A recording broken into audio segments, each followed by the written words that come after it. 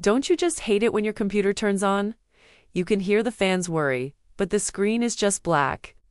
It's a moment of pure panic, right? Step 1. Verify the PC is actually on. Let's make sure your PC is actually on. Can you hear the fans spinning? Do you see a little power light glowing? If yes, great. Let's move to Step 2. Step 2. Increase screen brightness.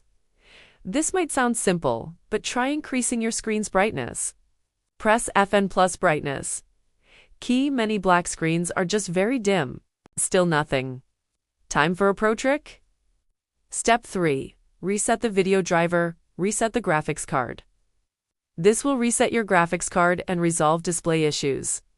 Press together Windows plus Ctrl plus Shift plus B. You may hear a beep or see the screen flicker. Now the graphics driver was refreshed. Step 4. Connect an external monitor. Let's connect. HDMI VGA and also DisplayPort. If it shows on the external screen, it means that the laptop display, then we have a hardware issue. Step 5.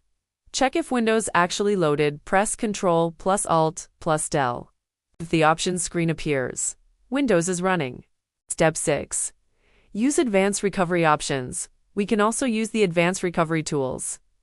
1. Restart the computer and enter advanced recovery.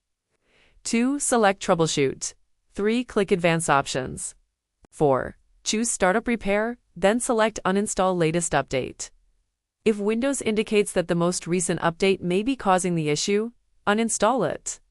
Once completed, restart the computer. Shut it down completely, then turn it back on.